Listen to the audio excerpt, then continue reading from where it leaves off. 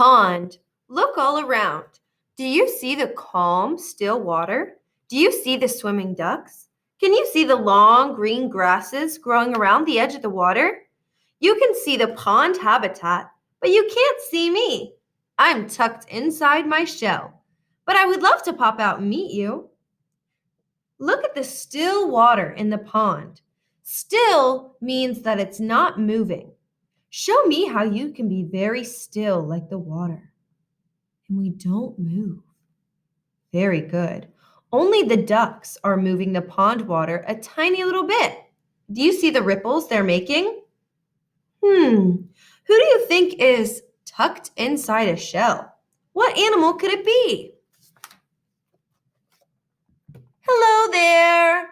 My name is Tobias Turtle, and I live near the pond. Did you guess that a turtle lives inside of a shell? Welcome to my habitat. Today I'm going to explore the many plants and animals that live in and around the pond with me. Splash! What was that? It must have been a fish jumping out of the water, trying to catch a mosquito to eat. Bzzz! I think I hear a dragonfly flying by me. I'm going to tuck my legs inside my shell and wait quietly to see what else I can see.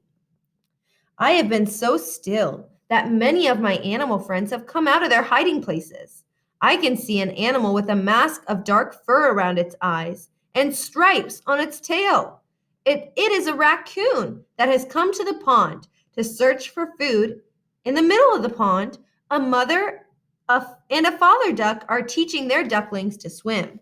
Now I'm going to stretch my legs back out of my shell and crawl slowly closer to the water's edge.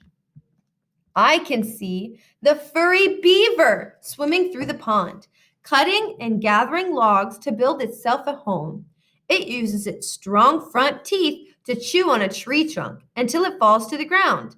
Then the beaver builds its home out of logs it has dragged into the water. Beavers have big, strong front teeth, so they can chew on big tree trunks. They chew all the way through the trunk until the tree falls down. Then they drag the fallen tree into the pond to build a home. Beavers' homes or shelters are called beaver dams. They use the trees and plants they find in the pond habitat to make their homes. Beaver dams look like a big pile of sticks and logs, but really, it's a shelter where the beaver lives. There is the masked raccoon, crouching in the grasses by the pond's edge. The raccoon takes a long drink of water, then stays very still and waits for a fish to swim by. Maybe if it waits patiently, it will catch a fish with its sharp claws. Have you ever been fishing in a pond, kind of like how this raccoon has been? Yes, when you're fishing, you have to be quiet and patient in order to catch a fish. The raccoon is being quiet, still, and patient so it can catch a fish. If it even makes a ripple on the surface of the pond, the fish will swim away because it'll be scared. On the other side of the pond, in the reeds, is a great blue heron. He has been very patient. It has stood still for so long that it caught a fish in its long beak. Remember, animals have to be very quiet and patient in order to catch the food to eat. Just like the raccoon, the heron has to be very still to catch a fish. If I look closely at the furry cattails swaying gently in the breeze, I see insects flying from plant to plant. They are looking for tasty nectar on which to feed. Ribbit, ribbit. I hear a frog croaking nearby. It sits on its flat green lily pad, hoping a tasty fly will buzz by. I love to look closely at the various insects that make their homes in the pond habitat.